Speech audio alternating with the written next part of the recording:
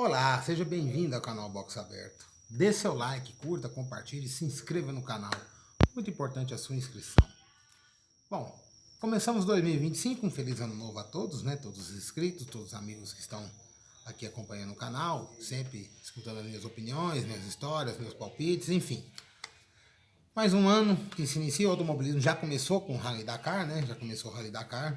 Já tem brasileiro, Lucas Moraes tem chance até de ser o primeiro brasileiro campeão da categoria geral no Dakar, até que em outras categorias já tivemos brasileiros vencendo, mas na geral há uma oportunidade grande. Curioso que o Brasil nunca teve vitórias na geral, no caso, tanto no Rally Dakar quanto nas 24 horas de Le Mans. E olha que é um país já com alguma tradição. Nem no Rally não vamos falar muito, mas no automobilismo comum de velocidade no asfalto, ele tem uma tradição bem forte. Mas vamos ver como é que vai ser esse ano, se vai ter oportunidade do Brasil conquistar essa vitória. Em Le Mans, talvez até com o Felipe Nasser com a Porsche Penske, né, que sempre faz a etapa de Le Mans, né? Quando a Penske coloca 3 carros. O carro da IMSA, mais os carros do WEC nas 24 horas de Le Mans. E olha que teve chance, nas duas corridas chegou até a liderar a prova, mas coisas do automobilismo, coisas de corrida lá não deram certo. Vamos ver se o Lucas Moraes aí na equipe, inclusive oficial da Toyota, foi terceiro ano passado, tem chance aí de ser campeão esse ano. Mas vamos ver o que vai dar, porque tem Carlos Sainz lá, o Carlos Sainz pai corre, né, no Rally Dakar, foi campeão ano passado com a Audi, então tá lá brigando pelo título também. Então vamos ver como é que vai ser esse Rally Dakar. Mas hoje o assunto, porque como tá meio paradão as coisas, a única notícia mais importante é que o Pérez está aí fechando com a Ferrari na WEC, no Mundial de Endurance, vai fazer 4, 5 provas junto com as 24 horas de Le Mans. Então ele está lá buscando uma vaga na Ferrari. Eu não sei se é na Ferrari oficial ou na F-Corse, na equipe privada, que é a equipe que tem aquele carro amarelo, inclusive. Mas o assunto hoje é histórias do automobilismo. Então, como essa está meio paradão a coisa, o Hamilton agora vai se apresentar na Ferrari semana que vem, já deu até declaração falando da entrada dele na Ferrari, mas a apresentação oficial vai ser apenas semana que vem. Então, como está meio parado, vamos andar aí contando algumas histórias que aconteceram no automobilismo durante essa vida toda aí. E eu conversando ontem com o meu irmão, que me ajuda muito nas pautas, Rodrigo Carlos, ontem eu dei uma sugestão para ele, 2 sugestões para ele, e ele escolheu, eu deixei ele escolher essa pauta. Eu falei, não, pauta o racha da Fórmula Indy nos anos 90, que é, para quem não se lembra, IRL e kart. Aquela briga que teve em 90, que culminou na criação da IRL em 96. Então, vamos começar lá de trás, porque a história de Fórmula no automobilismo americano é uma história complicada. Não é fácil, porque assim, ela tinha uma força até maior que a NASCAR. Hoje não, já a NASCAR é mais forte que a Indy. Isso é óbvio, é claro, nítido e notório. Por mais que a Indy esteja recuperando espaço, ela ainda está inferior à NASCAR em termos de público, essas coisas. Bom, o automobilismo de Fórmula nos Estados Unidos, ele era muito forte, tinha várias corridas importantes, as 500 milhas de Indianápolis até hoje, né? É uma coisa corriqueira. Mas corria em outras pistas, tinha alguma tradição, grandes pilotos se forjaram na época. Na época quem organizava é a AAA, que era a Associação Americana de Automóvel, né? Na época, e ela geriu por um bom tempo. Depois, com o tempo, mudou para o SAC. O SAC, que é um clube americano também que organiza corridas. E por um bom tempo a USAC foi gerindo a categoria. E foi uma fase que a categoria estava crescendo bastante, os carros começaram mais velozes. Essa época apareceram o Bob Unser, Mario Andretti, o AJ Ford já estava correndo antes, mas com mais sequência. O Roger Ward começou a aparecer. Dan Gurney, com seu chassi Eagle, começou a correr também. Joe Leonard também. Al Unser pai, também começou a aparecer. Enfim, é uma época que começou a despontar os grandes pilotos. Tirando o Bill Bokovic, né, dos anos 50, que foi uma grande estrela da época, e acabou falecendo tragicamente nas 500 milhas de 55, esses foram os nomes mais importantes. Também teve o Jimmy Bryan, que também morreu tragicamente na corrida. Teve outros nomes. Tony Betterhausen, que o pai ganhou 500 milhas, também morreu tragicamente em Indianápolis, num capotamento, um carro pegou fogo, uma coisa muito triste, enfim. Teve alguns nomes assim que a gente destaca, mas dos anos 60 para frente a Indy começou a aparecer mais, mesmo para a NASCAR também começando a crescer, com esses nomes que eu comentei antes. A turma inglesa começou a aparecer também, fazer as 500 milhas, a Lotus vinha com motor, tal, Jim Clark, Graham Hill, os dois inclusive ganharam 500 milhas, Jack Stewart chegou a correr também nas 500 milhas, em parceria com algumas equipes americanas. A Lotus tinha uma parceria com equipes americanas, com a Wood Brothers, que é a equipe da NASCAR hoje, que está junto com a Penske, equipe já tradicional, enfim. Foram aparecendo nomes e a Indy foi crescendo, tanto em velocidade quanto chassi, motor, enfim. E nomes grandes apareceram. Nos anos 70 já apareceram o Peter Evers, que andou de Fórmula 1, morreu também de Fórmula 1, não foi nem Indy no caso. O Mark Donohue, que foi o primeiro vencedor com um carro com Penske das 500 milhas de 72, 500 milhas de Anápolis, que morreu na Fórmula 1 também, você vê, o índice de morte que era na época. Tanto que o automobilismo na época era perigoso. Johnny Rutherford começou a aparecer. Enfim, alguns pilotos foram aparecendo. O Mario Andretti já indo para a Fórmula 1, mas corria algumas corridas de Indy, fazia as 500 milhas. O Al Unser Pai já ganhando bastante corridas. Enfim, AJ Foyt, foi aparecendo os grandes pilotos e tal. Daniel Giles, são vários nomes que a gente for falar aqui vai ficar o resto da vida. Só que até 78 havia os pilotos e algumas equipes estavam insatisfeitos, né? Na Patrick tinha o Gordon Johncock, que ganhou umas 500 milhas trágicas de 73, que o Sweet Savage morreu alguns meses depois devido a um acidente mais forte. Em 78 começou a insatisfação das equipes com o SAC, que é o SAC que era que geria a categoria. Então 3 nomes importantes do automobilismo americano começaram a aparecer. Quem? Roger Penske, que na época já teve equipe de Fórmula 1, ganhou corrida e já tinha uma equipe forte na Indy. Pat Patrick, que era uma das grandes equipes lá da Indy da época, da USAC, e o Dan Gurney, que já tinha sido piloto e tinha a equipe dele, a All American Racer, que era uma equipe forte na época. Na época, uma das equipes grandes da IndyCar, gerida pelo SAC. Então eles fizeram um nível, eles chamam de nível branco, e os 3, juntamente com outras equipes também, começaram a escrever um livro de regras. E daí se criou a kart. A kart já começou a comercializar melhor que a USAC, que tinha um problema sério de comercialização, as transmissões de TV eram muito bagunçadas, uma coisa tal. Já em 79, com a criação da kart, foi feita, a liga foi feita e enfraqueceu o SAC. O SAC tinha o AJ Foyt correndo, outras equipes, o Ali Dallebeck, enfim. Só que, com as receitas que a kart foi ganhando, a transmissão da ABC e tal, teve um problema já nas 500 milhas, que as 500 milhas era vender o SAC, os carros da kart queriam correr. Foi uma bagunça até que a corrida não valeu nem para uma nem para outra, era uma corrida à parte.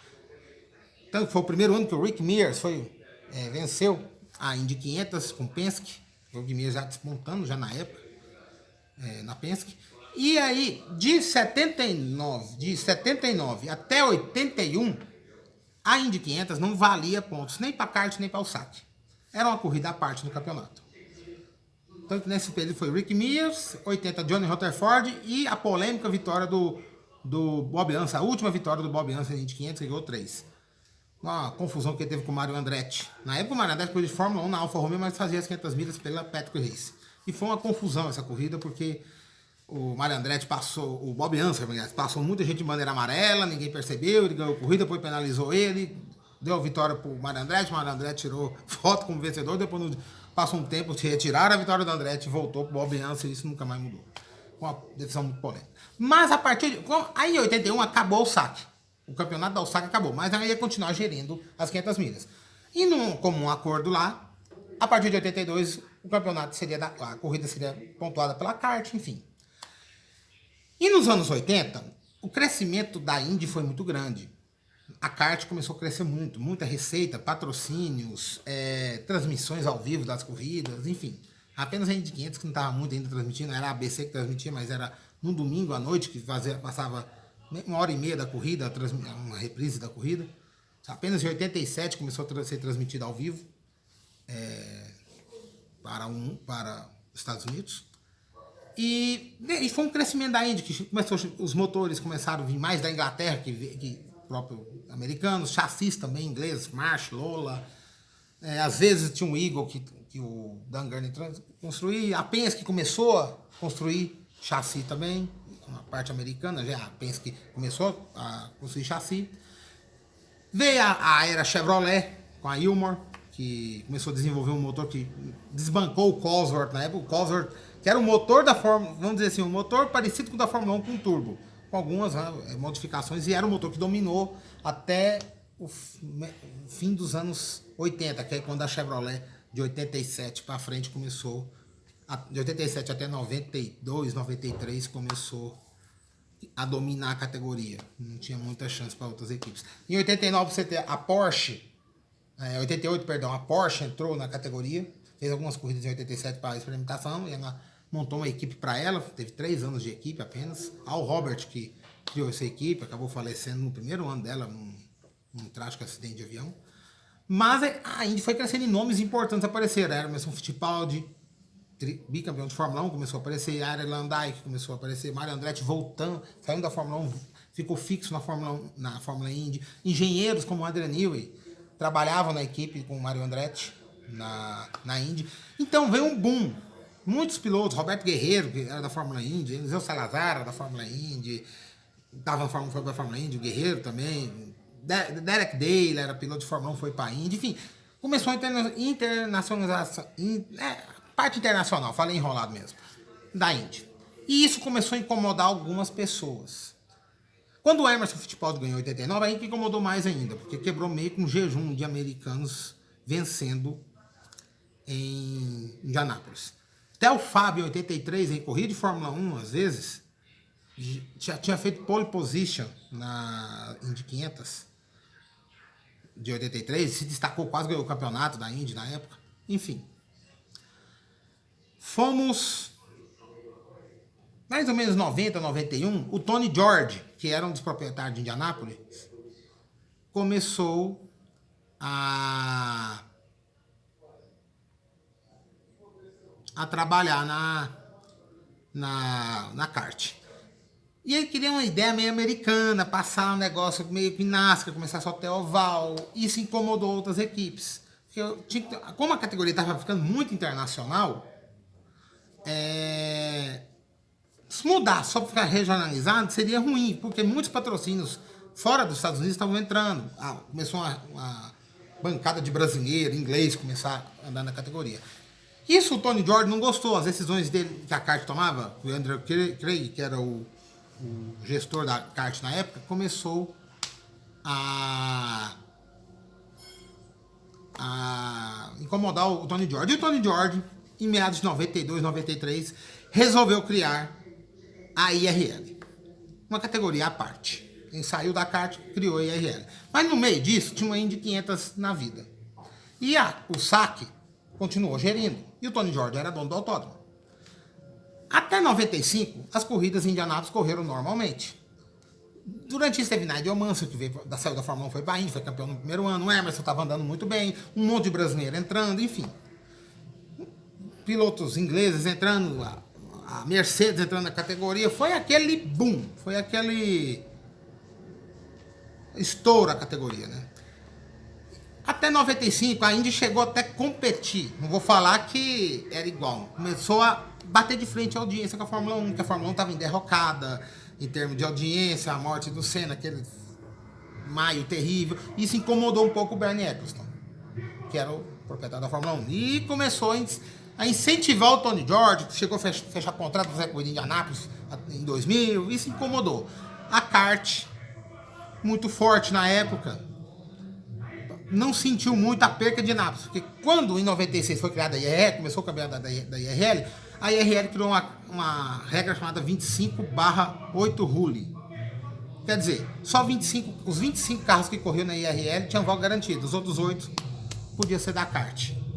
E isso incomodou as equipes da kart, a kart recusou fazer a corrida, os carros estavam com o mesmo regulamento, só que os carros da IRL eram dos chassis antigos, motores antigos, só os pneus mais atuais. E isso deixou a IRL com a Indy 500 em 96, a kart criou a US 500 na mesma data em 96. Teve uma briga de audiência, nenhuma das duas ganhou nisso, porque foi confuso para todo aqui no Brasil, mas foi muito confuso. Porque a Band transmitiu a Indy 500 da IRL e o SBT na época transmitia a Indy, as 500 milhas dos Estados Unidos, a US 500. Isso foi uma confusão e tal. A audiência nenhuma dentro da outra foi boa. E aí começou a perda de força da Indy nos Estados Unidos. Mesmo com a kart forte, com patrocínio, vendendo ações e tal, a IRL capengando ali, tentando evoluir, mudou o motor, mudou o chassi, não tem nada a ver com a kart. No primeiro ano foi motor da kart, foi os motores da kart, o chassi da kart, enfim. Com o tempo foi passando, a IRL foi crescendo. Mesmo com algumas coisas que estavam acontecendo e tal, e a kart estava se mantendo, só que a partir de 2000 a kart começou a decair. Por quê? As equipes da kart já estavam sentindo falta da Indy 500. Tanto que a Ganassi voltou a fazer Indy 500 em 2000 e ganhou com o Montoya. E a kart tava com aquela, manteve tal a força dela, tal, mas em 2001 começou a derrocada. Teve o cancelamento da corrida do Texas, que isso incomodou bastante a kart, tomou um prejuízo muito grande. E a IRL foi crescendo. A Penske fez a Indy 500 de 2001, ganhou com ela o Cássio Neves, mostrando a força. Olha, as equipes da kart são fortes, foram para a IRL e bateram neles. Só em pit stop a diferença era gritante. E com o tempo a kart foi perdendo força, perdendo fornecedor de motores. Aí os fornecedores de motores que estavam na kart foram para a IRL, com os motores aspirados. E a IRL começou a crescer. E a kart cair. Tanto que em 2003 a kart já estava só com motores Cosworth, Ford Cosworth, com um chassi antigo, e a IRL só crescendo, só crescendo. Só que a IRL também começou a perder audiência, perdeu o fornecedor de motor, só ficou com a Honda um certo tempo, e com um chassi só. As duas estavam capegando ali, de 2004 até 2007. A Champ Car, depois virou Champ Car, a kart, foi a falência, criaram a Champ Car. E foi capengando ali 14 corridas, mesmo chassi, mesmo motor. Em 2007 até mudaram o chassi, era um motor, pra mim foi isso que matou a categoria, porque as equipes tiveram que comprar chassi e tal, foi uma bagunça. E a IRL perdendo força, com o grid minguando também. Em 2000, no início de 2008 a coisa era tão grave que as duas já estavam conversando para se unir há algum tempo. Sempre tentava se unir, mas não dava certo, mas em 2008 a coisa estava tão grave que finalmente a Champ Car foi à falência de vez. Fizeram um acordo de unificação, reunificaram as categorias e grande parte das equipes da antiga kart Champ Car foram para a IRL, e que virou IndyCar Series, que é a Indy que a gente vê até hoje. A Indy demorou a voltar até uma força. No início até voltou, nossa, muitos carros, o grid começou a ficar cheio novamente. Deu uma quedinha, depois começou a voltar, ficou oscilando. A Indy 500 continuou forte, continuou da mesma forma que ela é. Com algum tempo atrás, a Penske Entertainment pegou a gestão da Indy. Está reorganizando a Indy, não é fácil. A coisa está melhorando. Acho que falta um pouco de oval.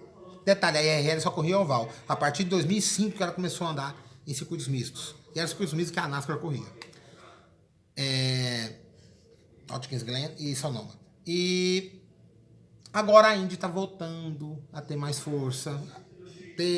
Está querendo voltar a andar em outros países. O Brasil chegou a receber a Indy, essa nova fase da Indy, em 2010 a 2013 na São Paulo Indy 500 no AMB, no Sambódromo. Teve algum sucesso. Então a Indy está voltando a ser o que ela era. Mas Para competir com a Fórmula 1 igual a competir em 95, 94, vai ser bem difícil. Mas só de ver a Indy voltando aos poucos é muito bom. E vocês veem o que é uma guerra política. Quase com a guerra política acaba com uma das maiores categorias que o mundo tem. A Indy é muito forte. Tem grandes pilotos, tem grandes equipes. Hoje as equipes da Indy são bem fortes. Tem lógicas mais fracas, mas as mais fortes e as melhores, mas são equipes mais estruturadas. Tem uma época que a Indy era ridícula de equipes. Umas equipes que eram... Tirando a Ganassi, a Penske, a Newman Haas, que a Newman Haas também já faliu hoje. A Green, que hoje é a Andretti, enfim. A Walker. Tinha umas outras lá que eu vou falar pra vocês. Dava até vergonha de falar. Mas é isso. Uma briga política que quase acabou com uma das maiores categorias do mundo. Que isso sirva de lição, que não se repita mais. Essa é a primeira história de 2025. Tem mais essa semana. Curta, compartilha e se inscreva no canal. Um abraço a todos. Fiquem com Deus.